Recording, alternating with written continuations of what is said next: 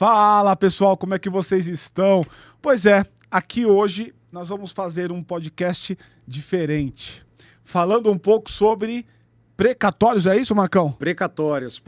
E hoje eu tô aqui com um cara que é o meu amigo, que a gente veio aqui falar sobre precatórios. Você sabe o que é isso?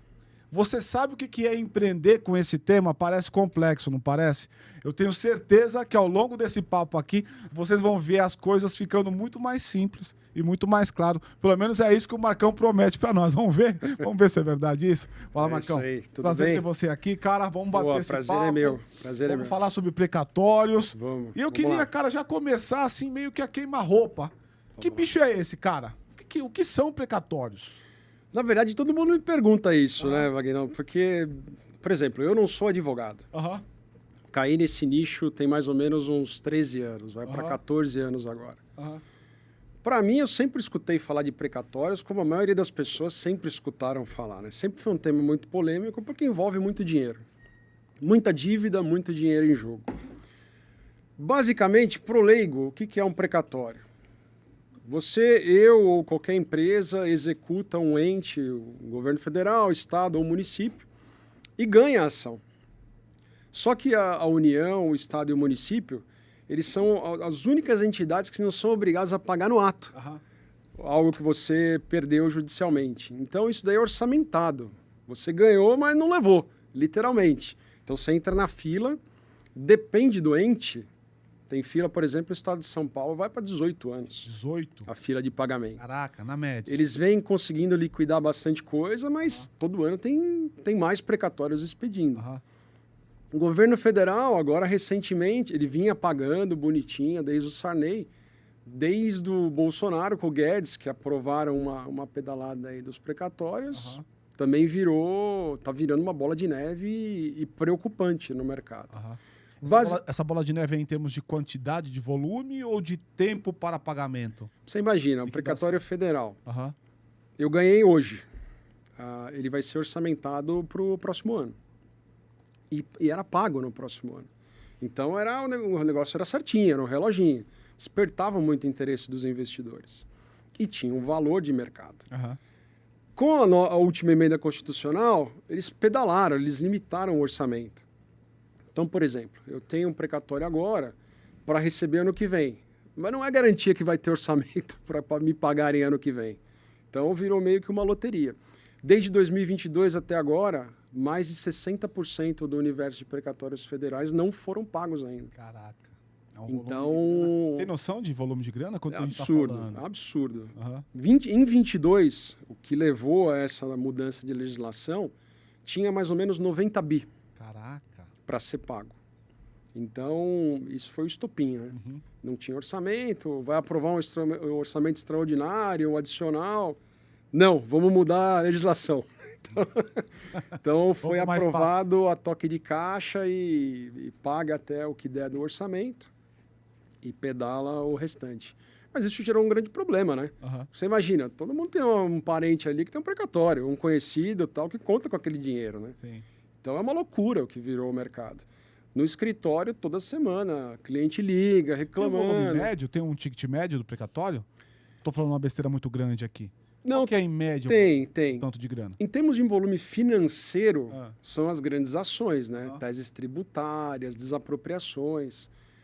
Mas em volume de quantidade de precatórios, são os alimentícios. Aham. Coisa que minha mãe tem, eventualmente sua mãe ou algum parente tem. Aham. Esse universo é gigante de gente que tem.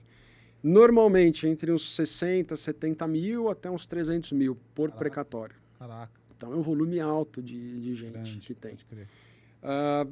E é uma coisa que ficou ali, uma interrogação, né, pro credor do precatório. Aham. E aí? Esperei Quanto, tanto né? tempo. Pra você ter uma ideia, olha a loucura. Quando a gente está falando de alimentício, o detentor, o afegão médio ali, o detentor de precatório médio, Aham. ele espera entre 6 e 8 anos uma ação judicial para ganhar. Na média. E ainda tem a grana do advogado aí, não tem? Tem. Que assume com ele essa dívida no tempo. Mas com certeza. Aham. Pro advogado é um business para ele, Aham. né? Tá, Então, tá jogando ele a valor capta futuro o cliente, tempo entra inteiro. com as teses, Aham. todo ano tem, Aham. tem ofício expedido de honorários para ele, enfim. Talvez vai ralar um pouco mais nos 6 primeiros anos, mas depois disso, todo ano Entra vai no cair fluxo, alguma coisa, exatamente. Então, mas o cliente não. Aham. Mais de 95% dos detentores de precatório é um único precatório na vida. Então o cara não sabe nem o que é, como que funciona, como que ele vai receber. Olha a loucura do universo. Muitos acham que o governo federal sabe a conta dele e o dinheiro vai cair na conta dele bonitinho. Não é assim que funciona. É assim que funciona. Então é muito louco a desinformação dos credores de precatório. E dá para entender, né? Se o cara morre no meio do caminho e ele perde, como é que é? Não perde. Não perde. Os herdeiros, eles podem se habilitar no processo. Na verdade, por incrível que pareça, aconteceu até uma situação. Esse é um dos fatores mais preocupantes. Um deles, né? É um mercado que tem muita fraude, tem muito erro processual, tem muita... Depois até acho que a gente pode bater um papo sobre isso. Por exemplo, a gente estava avaliando um crédito, os herdeiros já estavam habilitados e tal. O cara teve um filho fora do casamento. O rapaz, ele veio no meio do nada, depois do falecimento, pleitear a parte dele. Justo. Era um volume alto de financeiro? A parte desse herdeiro, se ele for habilitado, porque a discussão está rolando ainda. Pelo menos uns 150 pau, 170 pau, ele tem direito ali. Então, assim, é um mercado de risco, né? É um mercado que... Você fala, poxa, tá bonitinho. Tem um ofício lá orçamentado... Vou lá, vou negociar e tal, e não é bem assim. Só pegar a grana. E não é caso, bem como assim. é que ficou esse caso do cara? Tá rolando ainda. Ele ingressou no processo, comprovou, teve até um teste de DNA, um exame de DNA que ele fez, comprovando. Não saiu a decisão do juiz. Porque depende da vara, o judiciário do Brasil, você sabe que... Vai arrastar durante um tempo. Tem vara que você atravessa uma petição, 6 meses para analisar. É difícil para ganhar o precatório. Imagina ainda mais entrando um processo no meio do caminho. É muito louco, é muito louco. Então, assim, o credor fica vendido nessa história, né? Aí você imagina o seguinte cenário. O advogado assinou com o falecido. Agora ele precisa pegar a documentação de todos os herdeiros. Não acha herdeiro, cada um está em uma cidade, tem herdeiro que não tem documento, tem um herdeiro que é filho fora do casamento, então é muito louco. Muito louco. Por isso que às vezes as pessoas pensam, poxa, mas é um mercado que dá muito dinheiro, né? Mas é um mercado que você perde muito dinheiro também, porque você tem que ter o coeficiente de rolo, o coeficiente de pica que a gente brinca. Mas é verdade, né? Porque dá problema. Tem rolo. É quase que um fluxo de caixa aí, tem que ter uma grana inicial, né? Exatamente. E como é que você começou nesse mercado aí? Conta um pouco da tua história qual a sua trajetória nesse mercado? Legal. Puta, eu trabalhei 14 anos em multinacional, comecei numa área de tecnologia, aí eu sempre falei, pô, eu quero ir para uma área de vendas. Eu falei, para eu ganhar dinheiro na vida, eu preciso saber vender. Essa é uma máxima que eu tenho, cara, só ganha dinheiro quem traz dinheiro. Quem traz dinheiro, exatamente. E aí eu causei um rebuliço na época, porque eu era um dos diretores da área de tecnologia, fiz o terror ali para mudar para uma área de vendas, até eu tinha um networking muito bom, sempre gostei muito de relacionamento. Eu comecei como estagiário, eu era o menino que ia no computador dos diretores, do presidente, para arrumar o computador do cara. Então eu conhecia todo mundo. Então você vem da área de TI. De TI, originalmente TI. E essa multinacional de que segmento é? Vendia peça de refrigeração para ar-condicionado, câmara frigorífica. Depois ela foi adquirindo outras divisões, área hidráulica, automação. Empresa gigante hoje em dia. Até que a BlackRock, o fundo de investimento, está interessado em adquirir uma parte dela. Uma empresa muito bacana, redondinha, cara. Puta, eu passei 14 anos. Comecei em 97. Comecei em 97 como estagiário. E aí mudei para a área de vendas. E coincidentemente, olha a loucura, eu nunca fui vendedor nessa empresa. Os caras me colocaram para tocar um projeto para as Américas, um departamento para ensinar os vendedores a vender. Fazer upselling, cross-selling na divisão. Eu falei, que loucura. Puta, passei 3 anos viajando que nem louco. Foi muito legal, aprendizado. Falei, encerrou meu ciclo, quero sair e tal. Já tinha uns amigos que construíam casas populares, falei, começar a construir com eles. Começamos a construir, começou a dar muito certo. São Paulo? São Paulo. Não, Caieiras, na verdade. Caieiras e Franco da Rocha. Tô ligado. Muito legal. Vamos fazer mais coisa? Vamos para a área estética. puta, aí que começou a minha primeira experiência de quebrar uma empresa. Aham. Por discussão societária na Aham. época. Então, Quantos sócios? eu e mais 3, um deles meu amigo de infância. Hoje em dia tem um Ainda é excelente amigo hoje? hoje em dia tem um excelente contato com eles. Mas foi um tempo difícil, cara. Foi, né? Abri mão de muita Sociedade é coisa complicado, né, ali, porque estava insustentável. Existe uma clínica até hoje. Criei rede de clínica de estética quando eu saí depois. Foi muito legal, um aprendizado. Que fazia- Virou uma cara? franquia. Fazia exatamente o quê? Estética, depilação, massagem, drenagem. Os meus amigos até hoje perguntam, mas o que você foi fazer na área de estética? É que eu viajava muito, estava muito na Europa. E na época era uma modinha o laser, né? A máquina laser. Falei, pô, vou trazer para cá e vou fazer. Aí, enfim, vendi o que eu tinha, já não estava mais com tesão de estética. Conheci o Pedro, que é um amigão meu. Coincidentemente, ele sempre advogou na área de precatórios. Aprendi tudo com esse cara. Então, foi sensacional, assim. E eu não era advogado, puta, caí de paraquedas ali no escritório, né? Puta, sentava nas reuniões, advogados e tal. Falei, caramba, meu, tem que entender esse jogo, como é que funciona. Tecnologia danada do juridiquês. O que eu comecei a fazer, meu? Comecei a baixar todos os processos ali. Puta, a gente ia para uma reunião falar de um crédito, eu lia todo o processo, lia tudo, perguntava, sempre fui muito questionador. Cara, o negócio comecei a sentar nas reuniões, conversar com os advogados e tudo mais. Porque tem muito advogado que traz o crédito. Ele recebe muito cliente precisando de dinheiro, então ele tem interesse em indicar. Fala, puta, o Marcos é um cara sério, eu vou indicar para negociar lá com ele, porque é bom para ele também. O cliente dele está enforcado ali precisando de dinheiro e a gente chega com um valor justo para o cara. E foi assim que eu fui aprendendo o mercado. E esse mercado de crédito judicial tem muita vertente, né? A gente compra crédito? A gente compra crédito. Mas tem o lado do investidor, que isso é um tesão. Quando você lida com o investidor, você apresenta a rentabilidade para o cara. O cara vê a rentabilidade no primeiro ano, caramba, que mercado é esse? Começa a querer comprar mais, comprar mais, comprar mais. E um mercado que é o maior de todos, que é o tributário. Você não tem ideia, Wagner.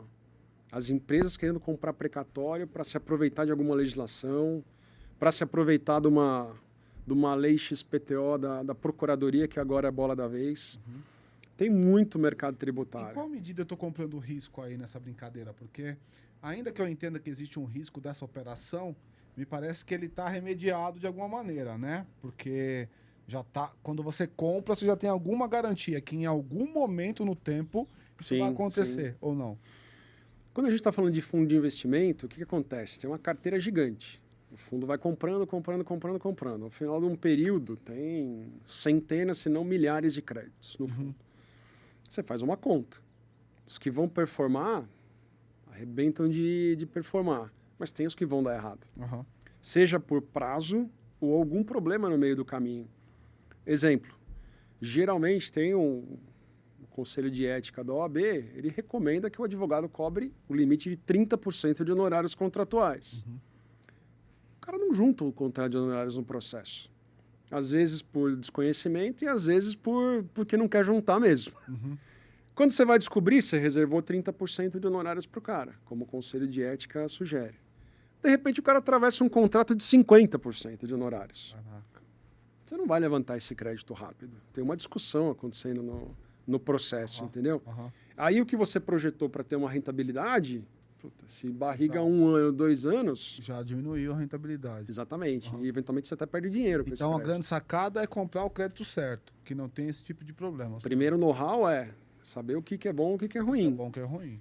No escritório, geralmente, tá um pouco mais da metade ali. Cada 10 que pegam, 7 tem algum rolinho. 6, 7 tem algum rolinho. Caraca, é grande assim o número? Se você for usar o critério... Porque tem fundo que quer comprar o filé mignon do filé mignon. Ele vai comprar 3 de 7. E aí você vai colocando uma régua mais para baixo. Puta, eu vou aceitar uma dívida, eu vou aceitar um valor de execução, sabe? Então, você vai botando a régua para um outro Em geral, patamar. a rentabilidade desse negócio quanto é? Ativo de risco. Eu vejo cada loucura no mercado, mas, por exemplo, eu particularmente, Se eu tiver que colocar grana minha, se der menos de 30%, eu não coloco. Não vale a pena. Vou fazer outra coisa. Faz outra coisa. Pega essa mesma grana e faz outra coisa. Puta ativo de risco, entendeu? E com uma liquidez para quanto tempo, mais ou menos? Geralmente 1 ano e meio, Um ano e máximo meio? 2. Tá bom também, Projeção 1 ano e meio, 2. 30% ano. Aham. 30% ano. É. Então, o know-how é o que vale nesse mercado. Você saber o que é bom e o que não é, né? E qual que é o trabalho? Quem compra um precatório faz o que exatamente? Então vamos lá, para poder ficar fácil para as pessoas entenderem. Eu tô com um precatório na minha mão, minha mãe, minha tia, minha sogra, tenho esse bicho na minha mão, o que eu faço agora? Tá. Difere muito. Quando a gente está falando de créditos federais, o jogo é outro. É mais uma vertente de investimento. Exceto agora que a Procuradoria abriu a possibilidade das empresas comprarem o precatório federal e compensarem um débito tributário que eles têm. Ah, é? Ah, isso é bom. Isso deu uma alavancada absurda no mercado tributário federal. Para investimento, o que ocorre? Puta, compra o crédito, a gente vai analisar o crédito bonitinho, auditoria, e análise do cedente também. Ah, também? Se for pegar a última estatística, o endividamento de um brasileiro médio ali, 6 a 7 de 10, tem algum tipo de dívida, o maior impeditivo de uma cessão de crédito está no cedente, não no processo, por incrível que pareça. Tem cliente com uma dívida ali que é maior que o valor do precatório que ele tem para receber. Então é uma loucura esse mercado. Tá, mas o que isso impacta? Ele pode tomar uma penhora no processo. Ah, ok. Ele deve um tributo federal, por exemplo, imposto de renda. Tem o risco de uma penhora, por mais que tenha uma tese. E pega-se, então, o precatório também entra no jogo. Além do imóvel que o cara tem, dos bens e tal, o precatório também entra no jogo. Total entra no jogo. Vagnão, ele pode até não ter penhorado o crédito, mas para o investidor já é muito ruim. Você imagina a procuradoria atravessando uma petição tentando penhorar um crédito do cara. Você já não levanta o crédito em 2 anos. Exato. O 2 anos vira 4, vira 5, entendeu? Para levantar. Já é péssimo para o investidor. Por mais que não consiga penhorar. Então a primeira etapa é vasculhar a vida da pessoa. Da pessoa, exatamente. Prospecção, como que a gente geralmente faz, né? Então, tem uma equipe interna, mas o grosso mesmo são advogados e parceiros que estão nas localidades que conhecem. A gente fala, puta, o Marcos, ele tem credibilidade, ele já faz isso há muito tempo, tal. Conversa com ele. E aí o pessoal chega até a gente. Então é muito mais um receptivo ali do que uma prospecção ativa hoje em dia. Mas se um cara quiser começar, ele vai ter que ralar na prospecção ativa. Agora, ali. o cliente, o cara que tem um precatório na mão, ele te procura e fala o quê? E faz o quê com você? Numa primeira abordagem, a gente tenta ser muito mais consultivo com o cara. Muitos clientes, eles não têm mais contato com o advogado da ação. Você imagina, a ação demora 6 a 8 anos ali na média. O cara já perdeu o contato com o advogado. Ele não sabe como é que funciona, ele não sabe a que estágio que está, ele não sabe qual o valor atualizado, porque tem uma atualização no precatório dele. Ele não sabe como é que está a dinâmica de pagamento atual. Então, é muito mais uma abordagem consultiva ali. Você está a par do que está acontecendo? Seu valor do precatório é esse, tem essas opções, o que você quer fazer? A gente procura abordar, né? Você tem uma dívida, por exemplo, a maioria dos clientes que a gente orienta, eles têm uma dívida de cheque especial ou cartão de crédito. Se você vai botar na ponta do lápis, mostra para o cliente, ele fica assustado, porque ele não faz essa conta. Fala, cara, você está comendo no seu cartão de crédito aí mais de 200% no ano. Você está com crédito aqui para receber. Por que você está pensando em quitar essa dívida absurda de 200% ao ano, né? Então, quando ele enxerga isso, ele fala, estou deixando dinheiro na mesa, estou deixando muito dinheiro na mesa. Porque a primeira coisa na cabeça do cara é, puta, eu tenho 200 pau para receber, por que alguém está me pagando 170? Eu vou perder 30? Mas não. Às vezes o cara está ganhando, na maioria das vezes ele está ganhando, Né? por vender por 170 e não esperar para receber 200. Porque a dívida dele agora, daqui 1 ano e meio, 2, já muito maior, triplicou, às entendeu? vezes até perpassa aí o precatório que ele tem para receber. Maioria dos casos. Então, Caraca. a dinâmica é essa. E muitos advogados vendendo honorários também, né? Porque você imagina, tem escritórios grandes, eles têm uma carteira de muitos precatórios, de honorários. Né? Ele faz essa conta, fala, poxa, eu preciso me alavancar. Eu vou vender 20%, 30% da minha carteira e fico com o restante para receber do governo. Então, muitos escritórios adotam isso para eles também vendem? negociar. Bastante. É demais, mesmo? É? Demais. Na tua atividade, você também compra do advogado? O advogado. Ah, é, cara? Bastante. Bastante. Normalmente o cara advogado que está vendendo, que perfil tem esse cara? Como é que ele é? Tem desde o advogado que precisa de dinheiro efetivamente, quanto os grandes escritórios que fazem essa estratégia. Eles vendem uma parcela da carteira. Gera liquidez E faz fica o restante para receber. futuro. Uhum. Exatamente. Uhum. Tem escritórios que, por exemplo, eles não juntam o contrato de honorários. Então sai um ofício só, o valor do cliente e o valor dele. Uhum.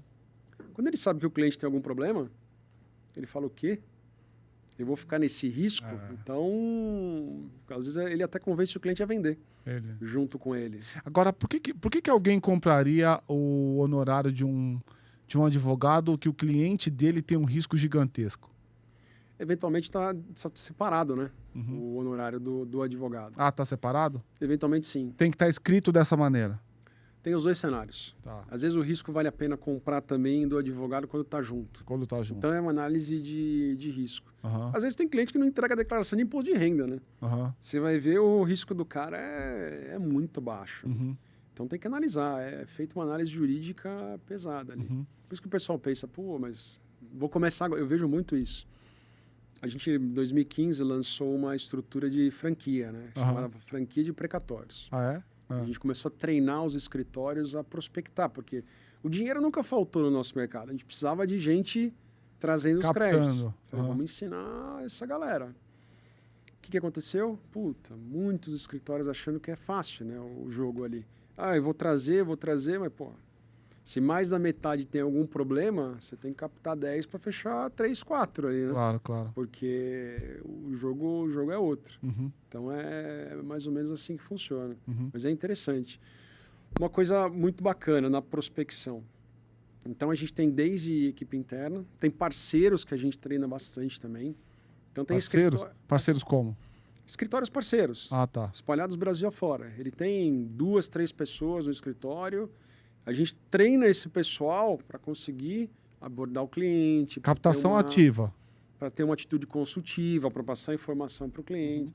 E a grande vantagem, o que é? Você imagina um escritório tá em Maceió.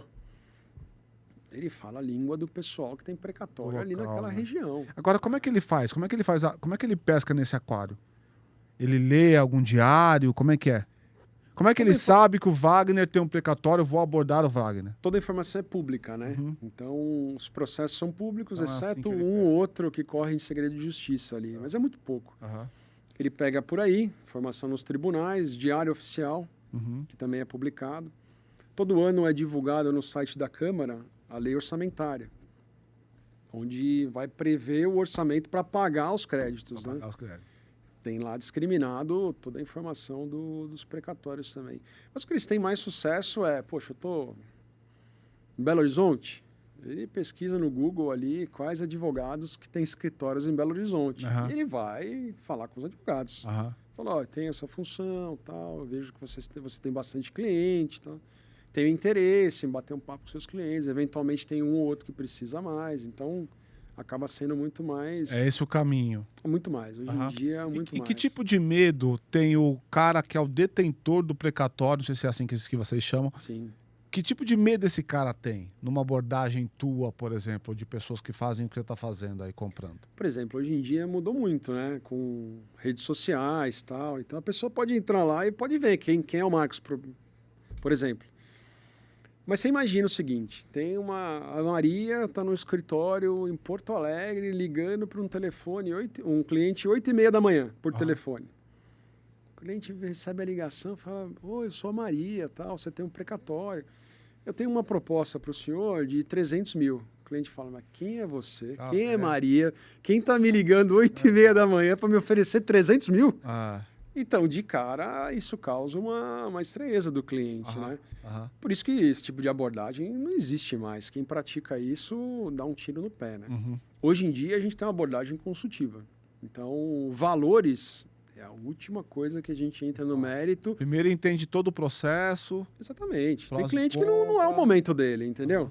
Mas o que é ótimo para vocês também, porque vocês acabam, de alguma maneira, já fazendo a pré-seleção nesse momento da consultoria. Esse vale a pena e esse não vale. Ah, você viu que um não vale a pena, já... Não, então, é melhor você ir por outro caminho e tal, Exatamente.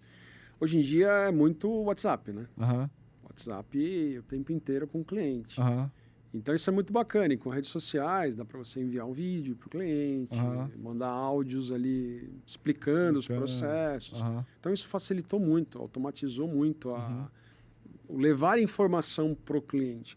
Porque você imagine, às vezes não é nem de sacanagem. Um advogado ele tem todo ano 400 clientes ali que ele advoga e que tem precatórios. Você acha que ele vai conseguir atender 400 clientes para passar informação na vírgula aí do que está acontecendo para 400 clientes? Não consegue. Então é humanamente impossível. A maioria dos clientes a gente tem uma atitude consultiva. Eventualmente, dá negócio. Eventualmente dá negócio. Exatamente. E, em geral, quantos por cento ele tem que dar um deságio para poder vender? Ele perde quanto nessa brincadeira aí? Depende muito do ano. 20, 30? Precatório federal, por aí. Acho que uns 30% é um número realista. A gente está falando de precatório federal para o próximo ano. Agora, quando está orçamentado mais para frente, Lá pra frente. aí chega a ter 40% de deságio, 45%. Aham. Então, Então, o que a gente tá dizendo é o seguinte, então se o cara tem lá 100 conto, se for federal, ele vai vender por uns 70, pega a grana ali no momento, zerou. O que ele faz exatamente? Ele faz uma procuração, ele passa, o que ele então faz? ele envia toda a documentação, é auditado o processo e é auditado as certidões do acidente. No dia, no cartório, ele vai assinar o instrumento de compra e venda, Aham. vai outorgar uma procuração ali para, eventualmente, um advogado da empresa atuar no processo. E esperou receber o pagamento na hora ali, no cartório. Então, para ele é muito simples. O X da questão é, eu estou negociando com alguém sério? Porque você imagina o cenário, e eu canso de ver isso no mercado. O cara, no dia do cartório, tem empresa que faz ele outorgar a procuração para a empresa atuar em nome do cara no processo. Se é uma empresa que age de má fé, quem sabe se essa empresa não vende para 2, 3 em nome do cara, assinando em nome do cara. Assinando em nome do cara. Então esse que é o grande... Então a sacada consultiva que você chama tá aí. Formar para o cara como que vai ser por exemplo, isso. Exatamente. Não cair numa pegadinha dessa, por exemplo. Isso e entrar também na seara do cliente, o momento de vida do cara. Porque a maioria dos brasileiros não tem esse cenário. O cara tem um endividamento, mas o que importa é a parcelinha que ele paga por mês. Sim. Mas ele não sabe os juros que está corroendo ali o negócio. Total. Então, vai muito disso. E muita gente não sabe como é que funciona, né? A maioria dos clientes acha que o governo federal é pagar direto ali, mas não paga. Paga em conta judicial, tem precatório que é bloqueado. Vai depender do advogado dele entrar com um pedido para expedir alvará de levantamento. Tem casos que do depósito do governo até o levantamento, você pode botar 1 ano e meio aí na brincadeira. É mesmo? O dinheiro tá lá, depositado. Parado em conta judicial, mas você não Parado consegue tocar no dinheiro. Aham. Porque depende de uma petição, depende de ir para conclusão, depende do juiz expedir o alvará, depende do servidor da vara mandar para o banco ou expedir o alvará físico. E quem está comprando em curta caminho, como é que é? Por que não em curta caminho? Não existe Ele só está assumindo, comprando um risco. Exatamente. Não tem atalho. Na verdade, o que tem? Tem um know-how de mercado. Exemplo. Eu vou comprar um precatório que tramita na primeira vara federal de Campinas, por exemplo.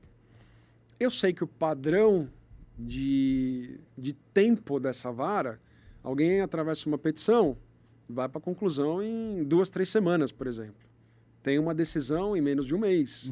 Então a gente consegue definir esse padrão. É uma vara que o negócio tramita rápido. Tem varas que você atravessa uma petição e espera 6 meses. Para ir para o juiz analisar. Então, é uma vara que vai demorar absurdamente. Esse know-how do que... Mas nada impede de mudar o juiz no meio do caminho, de mudar servidor, que é o risco do negócio. São as variáveis normais do risco, o risco do negócio. Mas, por exemplo, muita gente pensa, mas vocês compram um precatório, mas tem um atalho ali para receber? Não existe isso. Isso eu nunca vi no mercado. Eu já estou 13 para 14 anos nesse mercado. Porque é a coisa mais óbvia a se pensar, né? Do tipo, se ele está interessado no meu precatório, né, na dívida que eu tenho para receber, provavelmente ele está sabendo um caminho mais rápido e mais eficaz do que eu. O caminho mais rápido é processualmente falando. Exemplo, casos esdrúxulos. O alvará de levantamento está expedido. Se o advogado não avisa o cliente, ele não vai ficar sabendo que o alvará está expedido, ele tem que imprimir fisicamente e ir até o banco. Ele não fica sabendo. Quem compra está monitorando isso. Expedir um alvará de levantamento físico, o dia seguinte tem algum advogado no banco para levantar. Então, esse tipo de acompanhamento é feito de uma maneira profissional. Que o cara que tá lá com o precatóriozinho dele na mão, que não fala com o advogado há 1 ano e meio, não sabe. Não vai saber. Se não é um advogado que também é atuante, não vai saber. E você já pegou o caso do cara que já tinha que ter recebido isso há uns 2, 3 anos, ele tava só tava viajando, não tava ligado? Ou não tava esperando, ou não tava batendo nessa porta? Que eu já peguei tanto rolo, cara, nesse mercado. Por isso que foi bom eu aprender da base ali, né? Porque eu queria entender o que acontecia nesse mercado. Porque quando eu cheguei também, eu falei assim, puta, é rolo, isso daí é rolo. Depois eu comecei a entender, eu falei, caramba, tem um monte de rolo, mas tem um mercado que dá certo. E dá super certo. Casos esdrúxulos assim. O advogado já levantou o valor do cliente mais de ano. Nem contou para o cliente. Caraca. Um monte, Wagner. Um monte. Já recebeu e tudo? Levantou o valor do cliente e simplesmente... Aí quando o cliente se dá conta disso, vai falar com o advogado, opa, é verdade. Me confundi, o volume é muito alto, eu me confundi. Toma aqui. Olha só. Fica girando com o dinheiro do... Gira com o dinheiro do cara e depois... É mesmo? Um monte. Acontece bastante? Muito. Já vi muito caso assim, infelizmente, cara. E às vezes você vai ver o credor do precatório, pessoa simples, que não tem o conhecimento, que realmente precisa do dinheiro, entendeu? Então tem muita sacanagem. E o que tem de fraude nesse? Quais são as fraudes que você normalmente vê? Documentação. A maioria é documentação. Teve casos, os fraudadores e os estelionatários estão profissionais. Manda o documento do cliente, no cartório, a moça põe a peruca para ir igualzinho ao cliente no cartório. Falsifica a assinatura, recebeu o valor. Então tem muito. Principalmente nos precatórios maiores. Né? Então tem um cheque de documentação bem criterioso ali. A maioria e no nascedouro? Tipo, ter ou não a possibilidade de ter o precatório, também tem fraude? Quando a gente vai para uma ação que é um trabalhador rural, por exemplo, uma desapropriação, que você tem que fazer um cálculo ali de área produtiva da terra, em Roraima, você vai saber qual que é. Vou te falar que todos os advogados falam, não, tem sim como calcular certinho, tem como ver o tempo de atividade rural da pessoa. Só não foi feito. Eu vou te falar, é o tipo de coisa que eu particularmente não entendi ainda o critério em algumas ações, mas ocorre.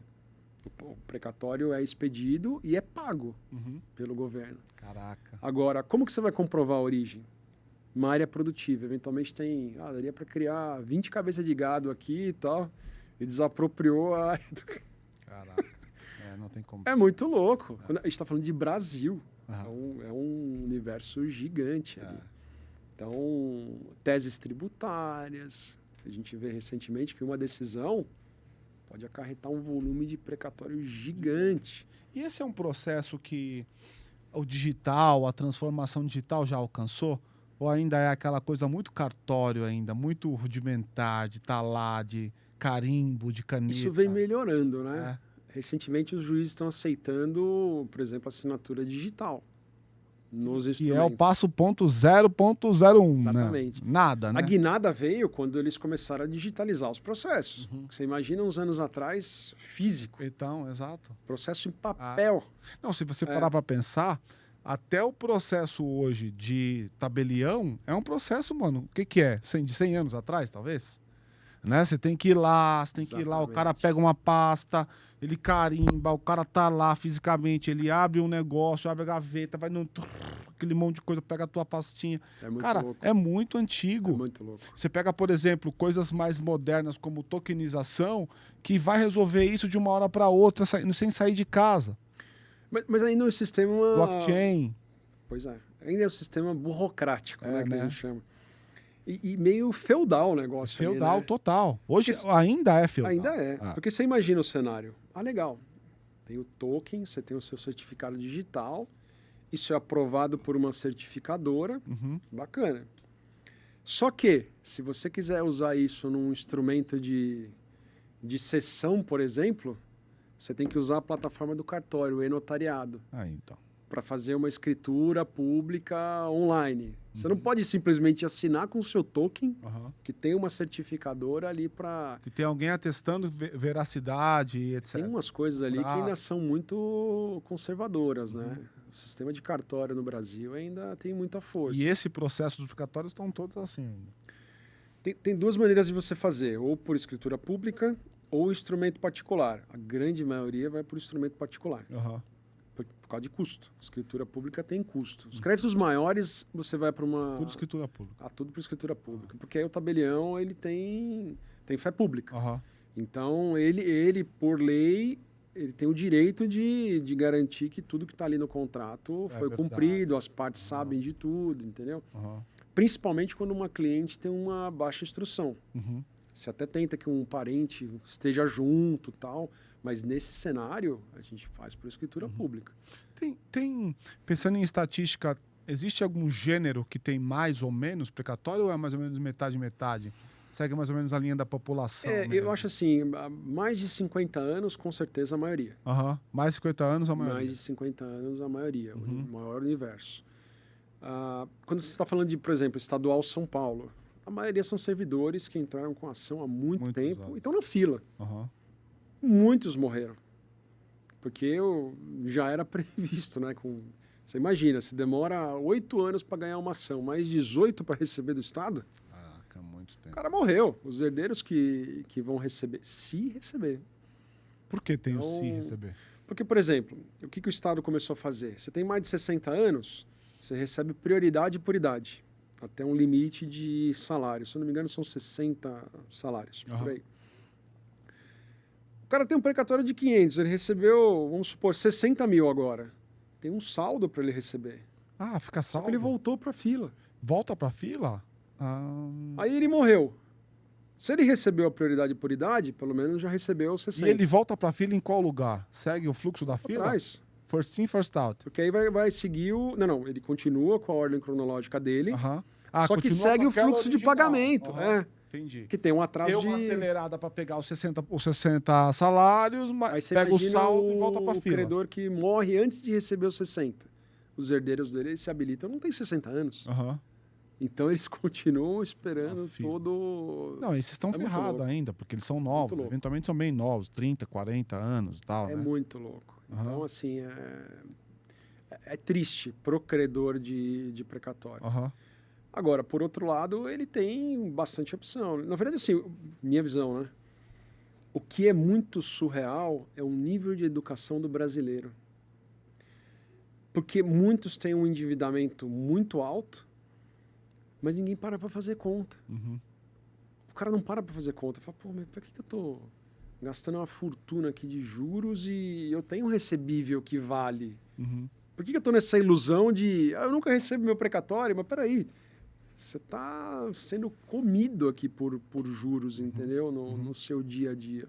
A maioria não faz essa conta.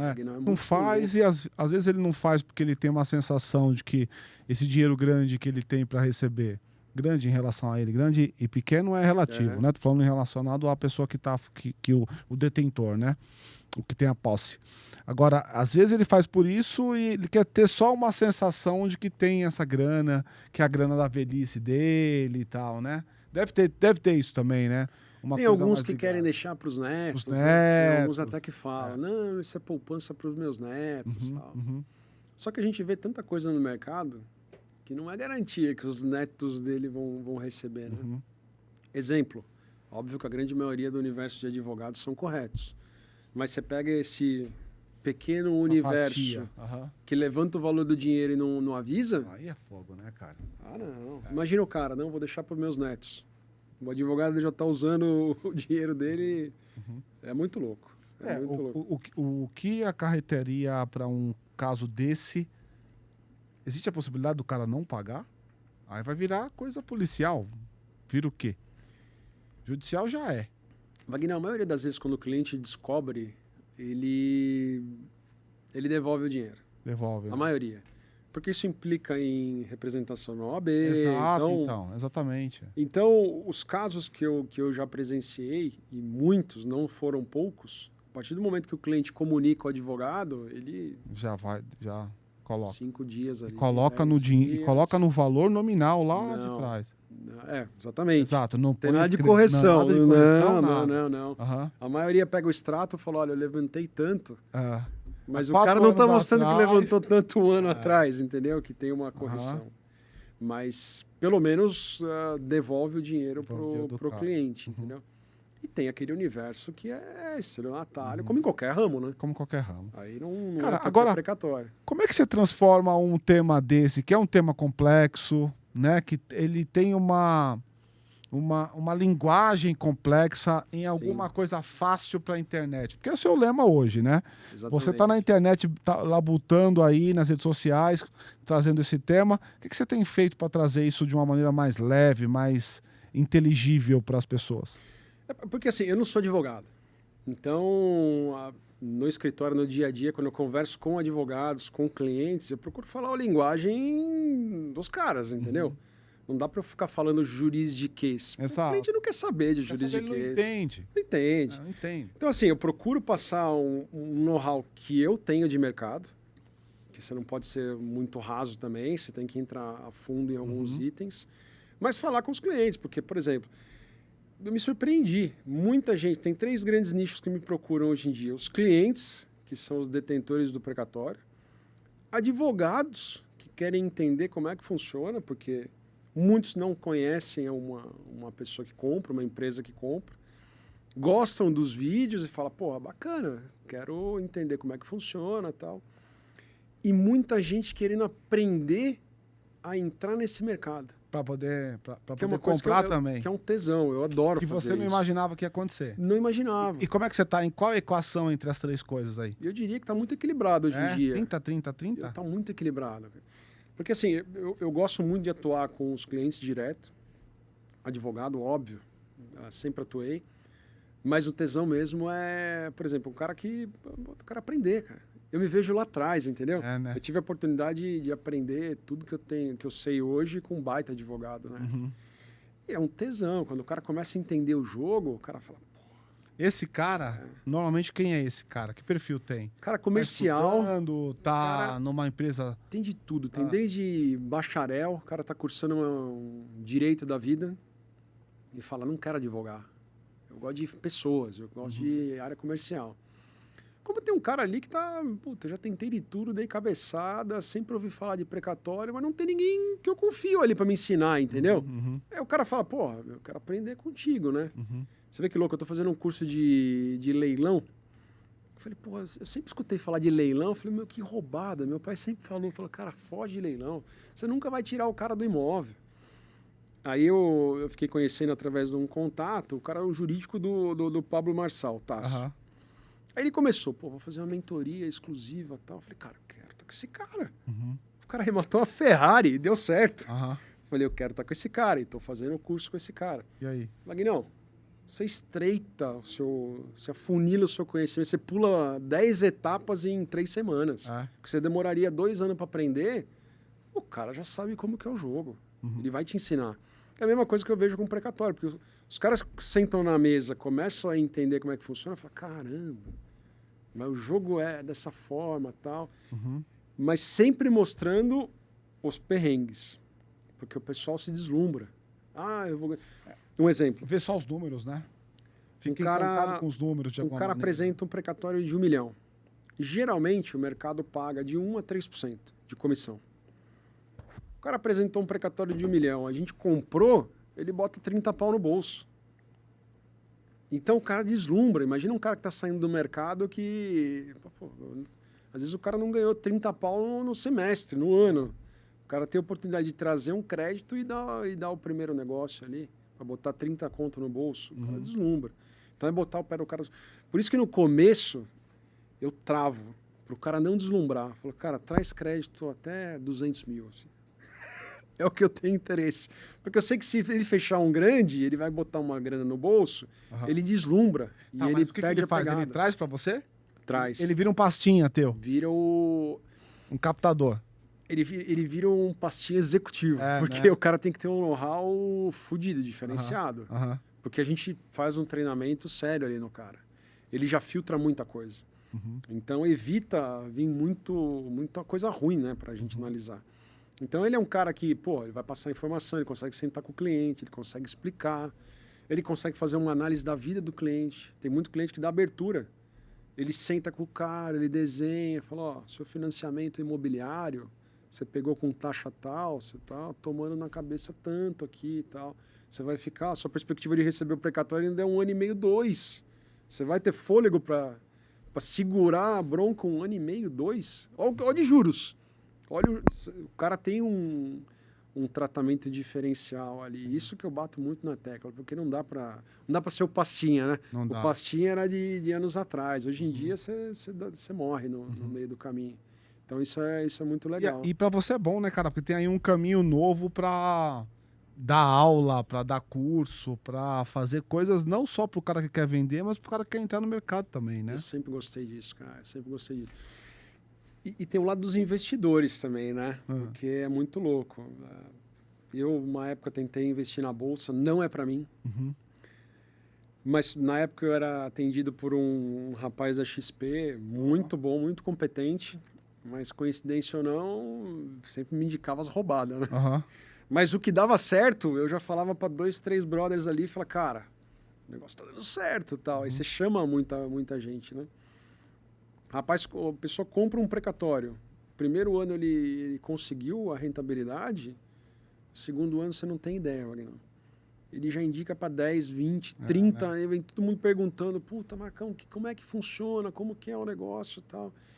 Esse boca a boca é muito louco. Hoje em dia, a gente tem muito mais falta de bons créditos do que dinheiro de investidor. Tem muito investidor querendo investir, e a dificuldade em achar bons créditos. É, cara. Sempre foi o desafio do Tá nosso naquela mercado, proporção ainda, tipo, de tudo que você pega, 70% não dá pra brincar? Dá pra brincar 40, 30, 40. Até dá, mas aí tem que ser um fundo parrudo, né? Que topa muito risco. Por exemplo, tem os grandes bancos que estão nessa, BTG, uma Jive da vida, que é um fundo grande. Os caras topam risco, os caras têm um caminhão de dinheiro lá e não tem problema. Vamos, né? A carteira com 100% de crédito, se 30%, 40% for de risco, o que ele performou nos outros 60%... Os bancões não entram nessa, entram? De varejo, você diz? É, varejão. Bradesco, Itaú e tal. Desconheço. Tem muitos, sempre teve muito zum ali, mas nunca... Não é negócio, né? É um baita negócio, mas eu não sei por que não deslancha, viu? Uhum. Mas, por exemplo, você pega BTG, BS2, compra bastante. Fundo de investimento um atrás do outro. Um atrás do outro, que compra crédito judicial. Uhum. Então isso é muito bacana. Que são os FDICs não padronizados, né, que podem comprar crédito judicial. Que agora, inclusive, a CVM regulamentou uma nova lei. Um FDIC normal vai poder ter cota ali em ativos que são créditos judiciais. Uhum. Isso vai trazer um dinheiro muito barato para esse mercado. Vai ser bom para o credor. Que a gente vai conseguir pagar muito mais para o... Melhor. Muito melhor para o credor. É muito louco. Então, O que o credor tem que olhar na medida em que ele é abordado por um cara querendo comprar o precatório dele? Primeira coisa é pesquisar quem que está abordando ele, né? O estelionatário ele é bom porque ele é o estelionatário. Né? Ele convence bem, ele fala bem e tal. Eu sempre falo pro pessoal... Se ele é estelionatário, ele é bom. Ele é bom, ele não seria estelionatário. Ele é o cara tentando dar um golpe, certo? É muito louco. E eu já sentei na mesa com pessoas que depois eu fui descobrir que eram estelionatários. É, cara. No começo eu era muito poético, sabe? Fala bem, eu saía da reunião e falava, caramba, meu, o cara falar que nem esse cara. Mas depois eu descobri que ele era um estelionatário. Então, hoje em dia, eu sento na mesa, eu procuro sentir muito quem que é o cara. E não me comover com um papinho bonito. Primeira coisa que eu faço, meu, cadê o seu resultado? Você tá entregando o resultado? Quem é você? O que você tem de resultado, entendeu? Você está tentando... Você vai me trazer... Vai me comprar por 200, 300 mil aqui, mas quem que é você? Você tem lastro para me pagar 200, 300 mil? Então, é muito louco. Tem cliente que nem para pensar sobre isso. É uma empresa que está começando agora, XPTO, é o cara, mais uma menina, mais não sei quem, tentando comprar crédito alto, mas da onde que vem o dinheiro? É. Quem que é a pessoa que vai... Quem tá por trás, Quem né? está por trás, entendeu? Então, eu acho que essa é a primeira coisa, Wagner. Eu procuro saber muito bem quem eu estou negociando ali, quem que é o cara, quem que é a empresa, o que esse cara já está fazendo no mercado, né? Porque, por exemplo, quando a pessoa cai em mim ali, cara, não tem como eu fugir, né? Eu já estou há 14 anos nesse mercado. Então, quem tinha que falar mal de mim já teve tempo suficiente para falar mal, entendeu? Ainda que não tenha um reclame aqui. Exatamente, mas, pô, esse mercado, na verdade, é um ovo. Você sabe quem são os bons e os ruins ali. Os grandes players, né? Mas você tem resultado. Pô, todo ano ali você entrega uma puta rentabilidade de crédito, tanto para fundo de investimento quanto para os investidores ali, pessoa física. Entrega crédito pra caramba, a gente fornece bastante para muita empresa que usa para a área tributária. É que, pelo que eu entendi da tua resposta, me parece que ela é muito focada para quem está comprando. Sim. Agora, e para quem está vendendo? Essa é a pergunta. Para quem o estelionatário também vai ter para quem está vendendo, certo? Exatamente. Vai. Agora, o que esse cara que está vendendo tem que olhar? A senhorinha, a sogra do meu amigo tem que olhar o quê na hora de vender esse... Primeira coisa, quem vai ser a empresa que efetivamente vai comprar? Porque tem muito captador no mercado. Me manda os seus documentos que eu vou mandar para uma empresa XPTO, que não fala quem que é a empresa, e não fala por um motivo, porque tem muito cliente que quando sabe quem é a empresa, vai direto na empresa. E o cara perde a comissão. Então, também, interesse dele não falar no primeiro momento, mas não pode. E, em geral, ele fala com mais de uma? Um monte. É. Tem captador no mercado que tem contato com um monte virou um broker. A gente brinca que é a puta véia, né, no mercado. Ele vai batendo quem paga mais comissão ali. Isso é péssimo. A gente não atua com esse tipo de parceiro. Tem parceiro com a gente há 8, 9 anos já. Então, por mais que ele ganhe menos, mas ele tem a garantia ali que sempre vai estar gerando negócio. O cliente ele tem que olhar a primeira coisa isso. Segundo, eu vou mandar documentação, legal. O que vai ser feito com essa documentação? Então, tem muito cliente que nem se preocupa com isso. Os processos são públicos? Tá bom. Na inicial dos processos tem toda a foto do documento do cliente? Tem. Mas ele está mandando um documento atualizado, não um documento de 8 anos atrás. Pelo menos 8. O que vai ser feito com essa documentação? E, principalmente, deu certo, vai agendar a sessão, me manda a minuta. Eu quero ler o que eu vou estar assinando, né? Claro. Tem cliente que assina... Nem sabe. Sabe. A maioria dos meus clientes ali, eles nem se preocupam em ler. Porque me conhece, porque já sabe de mercado, então não vai ter problema. Mas quando a pessoa está negociando com uma pessoa nova, ele tem que ler o contrato. Quem me garante que na cláusula 4.8 não vai ter uma situação leonina ali, que vai ser prejudicial para ele? Então ele tem que ler. Não conheço. Poxa, chama alguém que pode ajudar ali. Isso é fundamental. Vai estar otorgando procuração para alguém? O que tem nessa procuração? O cara não está lendo? Se ele otorga uma procuração que a pessoa consegue fazer o que quiser com a vida dele, Acesso irrestrito. É muito louco. O cliente não se preocupa com o básico, né? Então, é muito isso. Essas são as preocupações. Sempre nesse instrumento, garantir que tem uma cláusula muito clara que a venda do precatório só tem validade se comprovar que o dinheiro caiu na conta dele. Se o dinheiro não entrar na conta do cara, automaticamente o instrumento não tem validade. Tem essa cláusula? Você imagina, você assinou tudo vendendo e a TED não entra na sua conta? Entendi. Não, entendi agora. É o dinheiro na conta do cliente. Tá bom. Exatamente. Que acontece ali no momento do cartório, inclusive, já explicou. Exatamente. Que acontece também. O cara está negociando com uma empresa e... Que é como vender um carro. Exatamente, é isso mesmo. Como vender um carro. Então, essas são as preocupações que todo cliente tem que ter. E o que você vê, assim, nesse mercado como pegadinha? Coisas que você daria dica, tanto para qualquer um dos 3 públicos que você tem, você fala assim, cara, você está percebendo que está rolando, tá indo para esse caminho, sai daí. O cliente que tem o precatório, a maior pegadinha disparado. Você tem uma proposta para ele, um valor justo, bom. Exemplo, o cara que tem 200 mil para receber. Você ofertou 170 para ele. ele vem com uma proposta supostamente de alguma outra empresa ofertando 190. Qual que é a pegadinha Aí, o que ali? esse cara? O cara vai ter problema. Algum momento ali do processo ele vai ter um problema, porque não faz sentido, né? O crédito de 200, alguém oferta 190, bota meu dinheiro num CDB. Para que eu vou comprar precatório? Exato. Que é um ativo de risco, né? Jogando lá valor futuro. Exato, esquece. Então a maior pegadinha é essa. Ah, mas o cliente está pagando tanto. Abre o olho. O cara tenta negociar como se estivesse negociando Uma bicicleta. bicicleta. Eu tô vendendo a bicicleta. O cara tá vendendo um crédito judicial. É. Ele tá assinando um monte de coisa, que às vezes ele não sabe nem o que ele tá assinando. Exato. Para alguém agir em nome dele. Então Exato. esse é o grande perigo, né? Aham. O investidor é realmente fazer a conta, se deslumbra, né? Tem tipo uma due diligence. Total. Tem, né? Total. Quando eu pego esse cara, quando eu tô naquele processo ainda de Total. consultoria, tô entendendo exatamente tudo. E para o investidor tem um fator adicional, né? Porque você imagina, se é o cliente detentor de precatório, quem é responsável por tocar o processo é o advogado da ação. Uhum. Legal. O investidor está comprando crédito. Quem vai tocar a ação é o investidor. É, Então ele tem a preocupação do contencioso até o levantamento. total. Então ele entrou no processo ali falando que ele comprou, ele tem que agir direito até o levantamento, porque senão o que ele está prevendo levantar em 2 anos vira 4. É. Normalmente, quando um fundo compra, o advogado tá junto? O advogado do cara que tá vendendo? Tem muito advogado que opta por vender junto. É, né? Mas o que eu percebo é que não. Então, 70-30 ali. Ah, é? Uns 30% o advogado está junto. Tá. Ele opta por vender também. Por que ele não ia querer fazer isso?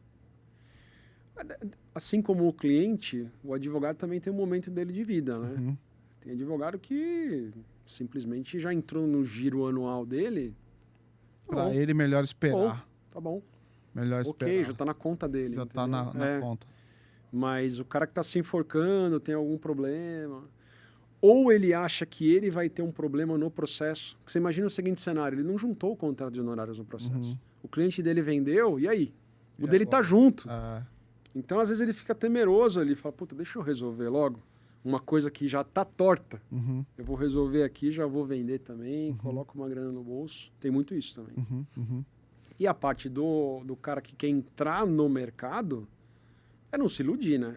Não tem almoço grátis. Cara. Não tem almoço. O cara tem que se dedicar, o cara tem que estudar, o cara tem que prospectar, o cara tem que ir atrás, tem que montar uma estruturinha, porque você imagina, pô, por melhor relacionamento que o Wagner e o Marcão têm, você está dependendo da sua capacidade física de produzir, né? Claro. Se o cara tem uma visão ali, contrata uma pessoa, 2, 3, 4, cria uma automação ali, de uma rotina de falar com escritórios, de visita, como se fosse um representante comercial no final do dia. Uhum. O cara vai atuar como um representante comercial aí no final do dia. É um comercial puro. Comercial puro. Então isso é legal pra caramba. Você fala que você não é advogado, mas que estrutura você tem por trás para poder dar suporte nessas operações? Tem um departamento jurídico parrudo, né? Uhum. Então é um andar ali praticamente de advogados. Uhum. Tanto para fazer a diligência do processo, a análise do processo, quanto depois, né? Porque você comprou, e aí? Você tem que receber. Faço o que com isso, né? Exatamente. Em geral, demora quanto tempo? O cara tá vendendo, o cara decidiu que quer vender, faça uma abordagem com vocês inicialmente. Até o momento de estar lá no cartório pegando a grana e assinando, quanto tempo demora? Não é uma negociação rápida, né? Uhum. Não é um... Recebe uma ligação de uma pessoa da Vivo e fala, pô, Aham. você quer comprar uma Quer internet? comprar internet e tal. Geralmente, o cliente vai se sentir confortável em uma negociação 4º, 5º contato que ele tem com a gente. Que dura mais ou menos quanto tempo? 3 meses? Não, umas 3, 4 semanas. Ah, semanas. É rápido, Praticamente isso. então. Em um mês está tudo resolvido. Um mês, Pensando, por exemplo, num processo imobiliário, que demora bem mais que isso, tá exatamente. ótimo. Um mês está ótimo. E com a automação, isso daí melhorou pra caramba hoje em dia, né? Porque você imagina, o cara enviava a documentação, aí o jurídico tinha que analisar todo o processo. Aham. Processo físico. Isso demorava 60 dias, 90 dias. Então agora, praticamente, o cara decidiu negociar, 5 dias a gente está indo para o cartório. Se tudo tiver ok ali, tudo Corretinho. Então agilizou bastante a situação. Muito um impeditivo, né? Que agora eu lembrei. No cartório, tem cliente que nunca atualizou um RG. Tem cliente que chega no Nossa, cartório qual com que é RG de 20 anos atrás. Exatamente. Putz. O tabelião não vai reconhecer firma, Não esquece. reconhece, né? Então, tem situações ali básicas. Ah, mas eu já estou separado do meu marido de corpos Nome há mesmo. 7 anos. Mas, pô, na certidão de casamento está casada. É. Vocês nunca foram atrás para resolver nada. Então, esses são impeditivos que atrasam né, o negócio. Mesmo num caso desse, qual que é a recomendação? Vai lá, resolva e a gente volta depois? Não, a gente procura resolver, fazer uma triagem prévia, né? É, né? Então, previamente, a gente já atua, para não correr esse risco como ocorria no passado. Já tem os to-dos da pessoa lá, Já né? tem, Faça já isso, tem. aquilo. Eventualmente, ela não tem o conhecimento ou o tempo para ir atrás. Até uma pessoa do escritório vai atrás e pede uma segunda via e faz o corre pro cliente, literalmente. Então, certidões. Tem cliente que não sabe tirar um relatório fiscal da Receita, por exemplo. Então, a gente criou até um videozinho explicando, tela a tela, o que ele tem que entrar. Facilita a vida do cara para fazer o processo. Certeza. E é nosso interesse também, né? Que o negócio corra rápido. E nesse mercado, o que tem de tema quente? O que tá rolando ultimamente? Você fala assim, puta, cara, isso aqui é um tema legal, tá rolando, vai acontecer ou tá acontecendo? A bola da vez é o uso de precatório federal para transação extraordinária, né? Então, clientes que têm débitos na procuradoria, escrito em dívida ativa, eles podem usar o precatório federal para bater o principal. Olha que legal. Então, você imagina, o cara tem 100 pau escrito em dívida ativa. Ele compra um precatório de 100 que vale e paga 70. Ele já teve uma economia de 30% ali. Então, isso é muito legal hoje em dia. A bola da vez, Wagner. Esses vocês nem entram. Total, a gente entra. A gente fornece bastante para eles. É? A gente fornece bastante. Porque aí independe do ano do precatório, da natureza, do crédito. Esse é bom. Na verdade, esse é o legal para vocês terem, né? No nosso mercado é a bola da vez. É, porque então, tem muita gente você procurando. comprou já na sequência já revende para a empresa, exatamente. A empresa e tal. Algumas empresas elas optam por comprar direto. Então, eventualmente, elas outorgam procuração para a gente compra do credor originário em nome delas. Ah, já é o nome delas? Olha que legal. Então, tem muito e aí, isso. o deságio aí é de quantos por cento, mais ou menos? Quando a gente... Porque o precatório federal, ele tem natureza alimentícia, cunho salarial e benefícios. O que você chama de natureza alimentícia, cara? Salarial. Teses salariais, benefícios. A origem do problema... Morte, pensão por morte, por exemplo. E pessoa física. E natureza comum. Que são, por exemplo, o cara pagou indevido o imposto de renda em algum ano, entrou com ação e ganhou. Isso é a União Federal que é responsável por devolver, né, por pagar o precatório. Uma desapropriação. A União Federal ia passar uma estrada na fazenda do cliente e desapropriou uma parte da fazenda. E teses tributárias. Então, a empresa, base de cálculo do PIS e COFINS, e tem teses diversas. Uma empresa tem o precatório expedido, tem o processo ganho, e ele sai com natureza comum, não tem um cunho alimentar. Isso tem diferença na prioridade de pagamento. O alimentício sempre pagou primeiro, depois o comum. Para a transação extraordinária, para a tese tributária, indiferente. Então, o que a gente faz? A gente compra o precatório de natureza comum e revende para empresas a 65%, 68% do valor. Caramba. Então, isso abriu um mercado absurdo. Deu um boom assim no mercado. É a bola da vez do mercado. Você tem feito muito esse? Muito. Muita transação extraordinária, muito precatório para empresas, né? Então, isso está muito legal. Tem algum tema que você queria destacar aqui? Algum tema que você acha que vale a pena investir um tempo aqui para você falar um pouco sobre ele? Acho que... Não sei, Wagnão. Eu acho que alertar mais os clientes, né? Porque tem muito player pequeno entrando e eu vejo muita fraude no mercado. Quando você fala pequeno, é um cara, pessoa física? Um cara com a grana? Um cara pequeno, um estelionatário, um cara que quer se beneficiar da fragilidade do cliente, tem muito isso atualmente. Então, por que ocorreu? Antes da última mudança de legislação, tinha muito player pequeno tentando fazer o negócio. Com a mudança da legislação e a pedalada, o cara pequeno ele desapareceu do mercado, porque você precisa ter um recurso financeiro para segurar a bronca ali tanto tempo. Agora que ele viu que o negócio está se acomodando de novo, acomodando que eu digo é o seguinte, teve a barrigada, teve a pedalada, mas eu sei qual que vai ser o jogo nos próximos anos agora com o cenário de pedalada. Aham. Então o cara já saiu da imprevisibilidade, ele já sabe o que vai acontecer.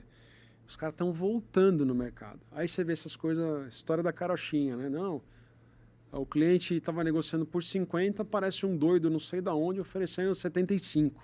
E o cliente cai no conto do... Então, assim, é muita coisa duvidosa atualmente nesse mercado que o cliente tem que tomar cuidado. E o que eu gostaria de falar, porque eu estou surpreso com a capilaridade das redes sociais, né? Você tinha me falado, eu não imaginava. Nicho de precatório é muito limitado. Esse é um mercado muito nichado, né, cara? Muito nichado. Exclusivo, pequeno, né? Então você pega num mercado como o seu, você fala, vou bater 100 mil seguidores, vai ser um negócio que eu vou arrebentar. No meu mercado com 3 mil seguidores, eu não canso de responder mensagem ali de negócio vindo, de oportunidade vindo. Então... Prefiro o seu, cara, do que o meu então, hein, meu? Pois é, porque... A gente fala bastante no mundo das redes sociais, cara, que tem muita métrica de vaidade, saca? Tipo, tá bom, eu tenho um monte de seguidor, mas significa o quê? Quantos reais esse bolo de seguidor trouxe de fato, né? Ah, tenho poucos seguidores, mas eu tenho uma base extremamente engajada, uma base apaixonada, fã da marca, fã do que você fala. Puta, aí eu acho que funciona bastante, sabe? Eu não sei se vocês sabem, mas quem tá assistindo a gente aqui, como é que eu conheci o Marcão? Eu falo basicamente sobre posicionamento, relacionamento na internet e tal. E a gente começou a conversar pela internet e ele começou agora com esse tema na internet, que ele já faz há muitos anos. E eu falei, cara, faz total sentido a gente bater um papo para poder aí, de alguma maneira, deixar o público entendendo um pouco mais. Porque a gente tá esse é um mercado muito complexo. Eu que sou um cara de mercado que, presto consultoria para um monte de empresa, eu já acho complexo a forma de trabalhar esse tema. Imagina o cara que tem a sogrinha dele lá, que tem um precatório na mão, que todo dia a vida dela, ela sonha em receber aquela grana. É muito louco. Complexo, difícil. Uma coisa Então, que eu tô acho que está fazendo um ótimo serviço, porque está tornando isso mais fácil para as pessoas, aquelas que precisam, né? Uma coisa que eu estou enfrentando, e você com certeza enfrentou, não dou conta de atender todo mundo. E o cara que me procura, ele quer falar com o Marcos. Porque ele me viu lá, ele me viu no vídeo, e quando eu passo para uma menina que trabalha ali no time para atender... O cara fala, mas quando que eu vou falar com o Marcos? Tá? A menina, não, mas eu trabalho direto com ele. Tá? Mostro o vídeo, mostro a minha sala. Tá? Mas é muito louco. Os caras querem um atendimento ali porque a internet hoje, eu tenho a impressão que a internet hoje é a internet do pessoa a pessoa. Então, se tem uma coisa que eu ouço o tempo inteiro nas minhas redes sociais, que é um elogio das pessoas com relação a mim, a minha abordagem, é que eu respondo todo mundo 100%. Puta, isso é legal. Então, eu tenho equipe de marketing. Os caras têm lá. Portanto, se você está me mandando alguma coisa no direct, eles estão vendo. Então, os caras estão lá. Só que o meu combinado com eles é um só. Deixa o tratamento com as pessoas ainda comigo. Porque enquanto eu puder fazer, eu vou fazer. Entendi. Por quê? Porque eu acho que estreita, né, cara? Se você olhar minha trajetória nas redes sociais, você vai pegar o Wagner do primeiro dia e o Wagner de hoje, são pessoas diferentes. Exatamente. A abordagem, o speech, o approach para as pessoas é diferente. Exatamente. Porque ao longo desse período eu fui identificando onde que tinha que melhorar. Coisas que eventualmente tinha que ser feita, a dor do cliente. Uma das coisas que eu percebi, no início eu falava para todo mundo. Hoje eu já sei que o meu público é 80% de mulheres. Você vê que é então legal. Eu tenho que adequar a minha fala para as mulheres. Não adianta eu estar o tempo inteiro falando para homens que não estão lá, entende? Exatamente. Então eu acho que um pouco desse é a trajetória que você vai ter que viver na tua jornada nas redes sociais também, de alguma maneira. Isso é muito legal. O que eu tenho percebido é o seguinte, eu também concordo contigo. Acho que tem que ter... O cara me procurou, o cara me viu. Então, nada mais justo do que em algum momento eu aparecer. O que eu procuro fazer? Eu não consigo atender todo mundo, cara. O dia é muito outras atividades. Porque eu não atuo também em precatório, sem empresa familiar de construção, então, leilão agora que eu estou mexendo. Mas o ponto é o seguinte, eu sempre procuro participar, pelo menos numa primeira reunião com o cara, porque o meu business... Ele me procura no online, mas ele vai fechar negócio no offline. Certeza. Então tem que ser agendado uma reunião por vídeo com o cara, para ele conhecer o escritório, quem está falando com ele. Eu apareço, eu passo para as meninas e falo, me avisa. Nem que for 30 segundos da reunião. Eu entro na reunião, falo, opa, tudo bem e tal. pessoa trabalha comigo de total confiança, já está comigo há anos, tal. Legal. É isso, obrigado, um grande abraço. Valeu. E estou acompanhando, estou monitorando, porque os processos são, a gente padroniza tudo. Então, o monitoramento existe, mas é muito louco, a pessoa ela quer... Não, cara, isso é uma demanda monstra, assim. E às vezes me toma muito tempo, cara. Às vezes eu canso, tá? Esse final de semana, por exemplo, eu falei, não quero gravar nada, não vou ficar no fluxo. Aí, tipo, vou repostando coisas, porque demanda. Por exemplo, eu abro o direct, cara, tem lá 3 áudios. Puta preguiça, cara. Às vezes é um áudio longo. Às vezes eu abro o direct, tem lá, sei lá, um textaço gigantesco. Que aí a pessoa tá esperando que eu dê minha opinião com relação ao texto que ela mandou. Então, a internet é sobre isso. E eu acho que a pessoalidade na internet é um caminho que é inexorável também. Sim. Antes a gente falava com marcas, né? Você adorava uma marca, você adorava um tema. Hoje você quer falar com a pessoa. Verdade. A pessoa representa aquela marca e não mais o contrário de alguma forma, né? Acho que é mais ou menos por aí. Mas uma coisa que para mim tá sendo muito bacana é que quem é desse mercado sempre me conheceu. Mas esse mercado é muito nichado. Pequeno, muito né? pequeno. Então, principalmente o Instagram agora está dando oportunidade para outras pessoas conhecerem, né? Isso que é muito legal. E a partir do momento que você está com a cara na internet, tem a pessoa que te adora e tem o hater ali que... Muito. Não, sabe, no vídeo 3 de 20 de setembro... Você fala uma coisa errada no minuto 23... Que não é aquilo. Não é isso, é aquilo. Eu respondo, eu falo, pô, você tem razão, você está prestando atenção nos vídeos, né? Realmente. Não, é porque é chato, né, cara? Pois eu tenho uma máxima, Marcão. Se eu puder aqui te dar alguma dica, vai essa dica para você hoje. Assim, ó, se engaje com o teu público, porque isso é importante, mas de maneira nenhuma desça nos comentários e interações. Porque, cara, o que eu percebo, o que eu faço? Vocês podem me mandar o que vocês quiserem lá de comentário. Mas eu não vou ficar entrando no embate do concordo ou desconcordo, mesmo que a palavra não exista. Sim. A palavra não existe, mas a palavra não existe, mas tem uma pessoa que é o do desconcordo. Ela quer não concordar com você em qualquer coisa. Não importa o que você fale. Não, mas o sol é amarelo. Não, eu discordo. Ele tá um tom levemente alaranjado. Você percebe? Então, se você entrar nesse looping, cara, você acaba desanimando às vezes. Não, mas é isso. E isso é uma condição puramente do humano, né? Nós, enquanto seres humanos, e aí o lado psicanalista, né? A gente tem uma necessidade natural de ser aprovado pelo outro. Porque nós somos seres sociais, de alguma maneira. Então, esse ser social que habita em você e que habita em mim, ele quer a aprovação do outro. Só o que eu digo sempre é o seguinte, se apaixone na mesma velocidade que você se desapaixona. Porque se você só se apaixona, você não consegue voltar atrás mais. Verdade. É por isso que você vê tantas pessoas que estouraram na internet, viraram grandes influenciadores, mas se mataram, foram pra droga. Aconteceu agora recentemente uma moça, né? Pois é, muito louco. Então, é muito complexo uma isso. coisa que você falou e eu lembrei do meu começo, né? Olha que curioso. Quando eu comecei nesse mercado, por escutar tanta coisa, eu não conseguia performar nos primeiros meses. Porque eu tinha na minha cabeça, eu falava, pô, mas o cara tem 100 pau para receber.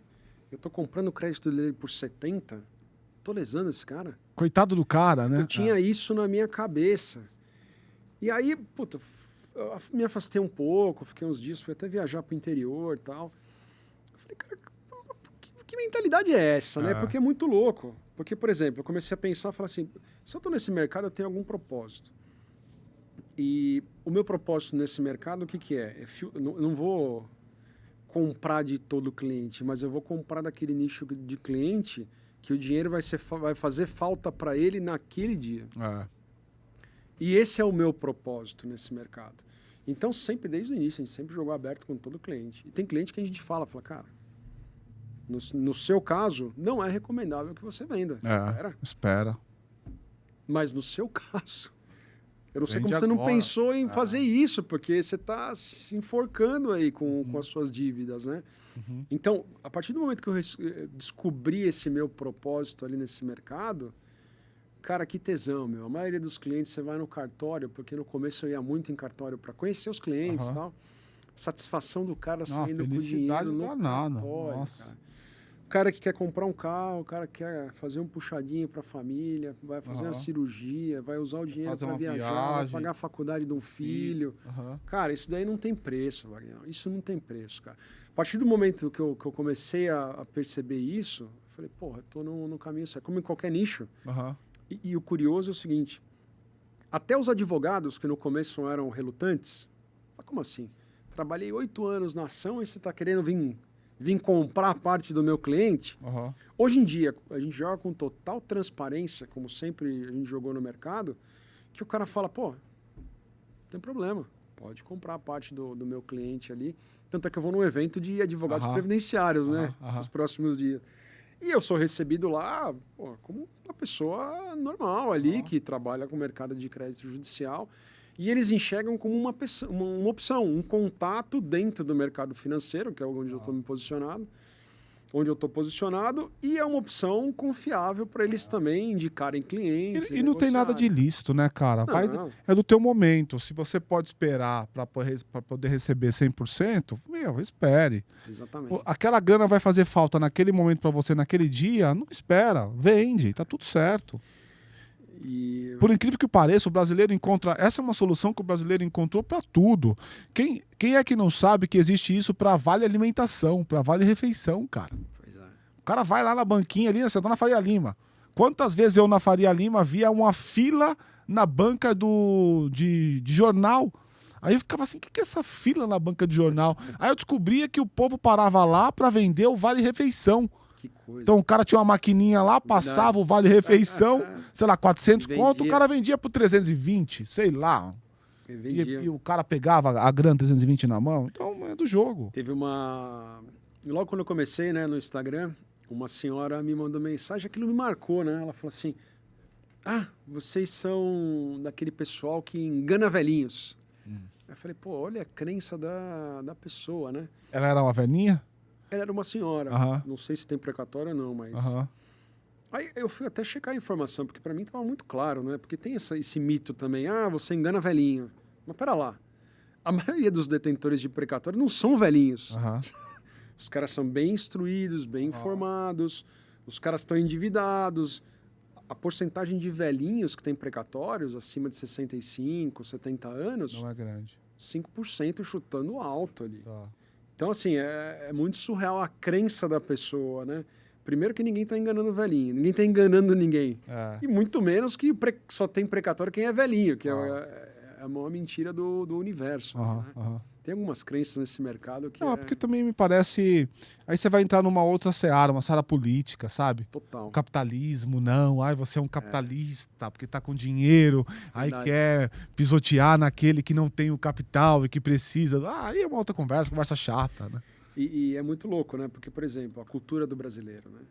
Para ele, tudo bem contrair um empréstimo num banco e pagar os juros. Exato. Às vezes o dobro do valor que pegou, né? Mas, porque a analogia é mais ou menos a mesma, né? É a mesma. Quando vender um recebível seu por um deságio, total. Se fosse um juros ali, um pênalti que você está pagando por receber antes. Receber em advance, total. O cara não consegue fazer essa e eu acho que é assim, eu acho que esse tipo de informação tem que ser passada. Porque as pessoas precisam entender isso. Por isso que as minhas perguntas eram muito mais na linha de, tá bom, mas faço o quê? Como é que eu recebo? Como é que acontece? Porque eu imagino que a maioria das pessoas, aqueles que são os detentores do título, esses têm esse tipo de dúvida. Muita dúvida. Eles não sabem nem... Diferente de um fundo. O fundo já entende da dinâmica, já faz compra de carteira. É outro jogo. O investidor que compra precatório é um cara qualificado. Né? Então. É um cara que já tem grana. É um cara capitalizado, exato. É um cara que está sabendo bem. Diferente. Agora o credor, o cara que tem o precatório, é carente de informação total. De formação e de grana, muitas vezes, né? Muitas. Uma parcela significativa aí deve ser realmente a tiazinha, não de 60 anos, mas talvez aquela que está precisando da grana agora. Pois é. Né? Agora, uma outra coisa que a gente está fazendo essa mentoria de leilão, né? E aí o Tássio, que é o jurídico lá, o advogado, ele comentou uma coisa, o Pablo tá estouradaço, né? O Pablo Marçal na internet, puta. É um cara que eu sigo muito e eu gosto muito dele. Mas a analogia que o Tássio faz é o seguinte, fala, poxa, você não deveria parar na compra do crédito. Aliás, não foi nem o Tássio. É uma coisa que o Pablo fala sobre a loteria, né? Os ganhadores da loteria deveriam ficar com o dinheiro retido e cumprir certos requisitos para conseguir sacar o principal. Aham. Ele poderia viver dos juros do ganho da loteria, Aham. mas ele tinha que cumprir certos requisitos, estudar, Aham. um plano de o que Se ele não vai volta fazer. em um lugar. Ele perde tudo. Perde O cara tudo. não tem a mentalidade. Mesma coisa com quem decide vender o precatório. Porque é impressionante, a pessoa não tem cabeça, ela recebe o dinheiro. Pô, tem gente que não consegue chegar no final do mês com o dinheiro na conta. Evapora, Vagnão. Uhum. Faz uma coisa, faz outra, faz uma coisa. Tinha que ter uma. Talvez um projeto meu vai nesse sentido. Educação financeira, né? O cara, você vai receber esse dinheiro, mas e aí? O que você vai fazer com esse dinheiro? O que você vai investir? Você vai tapar algum buraco? O cara às vezes não paga, não quita o financiamento, que era o objetivo da venda. Ele já Quer ver que o dinheiro tá toca na outra conta, coisa. já, né, despiroca. Então, assim, Vai pra uma outra coisa que não tem nada a ver com a história. é uma outra coisa que aí não é porque é precatório, né? É a educação financeira do É, brasileiro. educação financeira é uma questão ainda muito precária no Brasil como um todo, né? Se fala muito de sustentabilidade no Brasil e no mundo, né? Agora a tal da ESG, o Caramba 4, mas a gente esquece de coisas mais fundantes que uma instituição financeira deveria fazer, que é a educação financeira. Sim, Né? sim. O que é mais sobre sustentabilidade na vida de uma instituição financeira que não a educação financeira? Porque você dá o dinheiro pro cara e o cara vai lá, pega e gasta tudo, e depois pega mais um e pega mais um. Puta, cara, alguém se beneficia, alguém se prejudica de alguma maneira. Com certeza. Então, educar este cara também é importante. Sim. E muitos fazem isso não é porque eles não podem, porque eles não sabem, é porque eles não aprenderam. Exatamente. É como falar outra língua, né? Não sei se a gente tem tempo ainda, mas sim, temos tempo. um último tema que eu gostaria de tocar, por exemplo, o investidor. Tem muita gente que investe em várias áreas, imobiliário, bolsa, e uma série de coisas. Mas ele desconhece precatório. Então, o que está acontecendo no escritório? A gente está começando a abrir para gente que tem 50 mil, 100 mil, 150 pelo menos, fala assim, poxa, quero começar a botar um pé nesse ativo de investimento, um precatório. Quero comprar um precatório para receber daqui 1 ano e meio, 2 anos. Uhum. Então ele compra com deságio e ele tem a correção da Selic até o recebimento. Que dá um gap de quanto, mais ou menos, aí? Vai dar os 30% de 30 mais rentabilidade, ou Selic, menos. vai dar Não, contando a correção já da com a Selic. Selic. É. Aham, tá. Contando a correção da Selic, ele vai ter uns 30% ali de rentabilidade. Se for o precatório... Bonitinho. Exatamente. Se for um prazo um pouco mais estendido, vai conseguir um pouquinho mais com um risco maior, né? Agora, era uma opção que até então não existia, né? A pessoa que tem os 50 pau ali fala, puta, eu vou começar a investir em precatório. Mas como? Como, com quem, de qual forma, como que eu vou levantar esse dinheiro? Porque o cara não é advogado, o cara é investidor. Então, agora sim, esse investidor ele tem essa oportunidade e está começando a bombar também. É. Bastante. Fazendo como se fosse um... Ele faz sozinho ou cria-se um fundo com esses caras? Ele faz o nome dele, né? Ele faz no nome dele. Cede para ele. Ah, ele faz no nome dele. Tem uns que a gente até indica o advogado para tocar a ação até o levantamento. E quem está fazendo isso ganha o quê? Ganha um pedaço dessa rentabilidade dele? A gente já ganhou na compra e venda. Ah, tá. Você ganha na compra e na venda. Exemplo, vou vender para ele a 75%. Eu já comprei a 70%. Aham. Então eu estou ganhando aqui. Aí geralmente a gente faz com ele CDI mais 8, por exemplo. Aham. Você vai ter CDI mais 8 de rentabilidade. Aham. O que passar do CDI Passar mais disso. 8, a gente faz um meio a meio. Tá.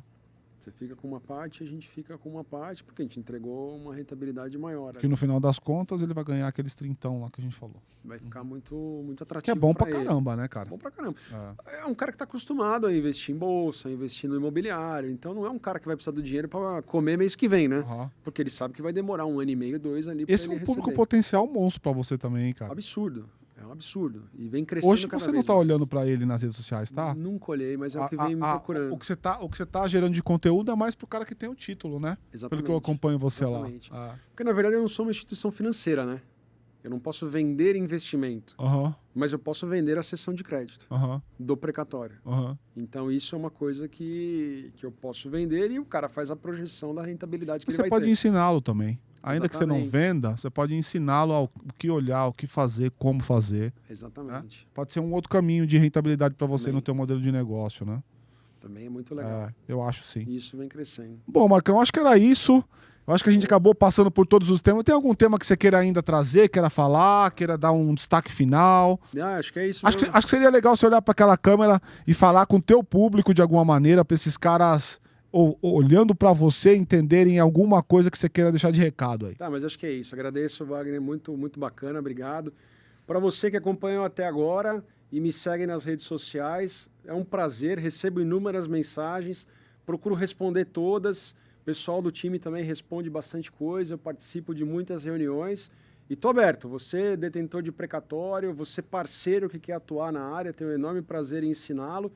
E advogados de ações também sempre muito bem-vindos. Inclusive, essa semana já vou num evento muito bacana de advogados previdenciários e costumo visitar inúmeros escritórios. É isso. Obrigado, um grande abraço. É isso aí, Marcão. Muito obrigado aí pela tua vinda, cara. Se eu puder te ajudar em alguma coisa, tô sempre aqui, você é meu parceiro, você sabe. Cara, obrigado pelo papo. Isso aqui foi uma aula, porque o que eu entendo de precatórios, nada é o que eu ouvi hoje. Então estamos sempre aprendendo. Obrigadão, tá, cara? E é isso aí, gente. Se você viu, se você gostou, não se esqueça daquelas coisas mais centrais, fundantes e basais. Tipo, clica aí no sininho, clica aí no gostei, compartilha com os teus amigos. Se você tem uma avó, uma tia, uma amiga que tem um precatório, o Marcão tá aqui. Renan, ó, o Marcão tá aqui. O Renan é meu amigo que vai certamente falar com o Marcão daqui a pouco. E é isso aí. Muito obrigado a todos vocês. Até a próxima. Tchau. Valeu. Tchau. Boa. Show de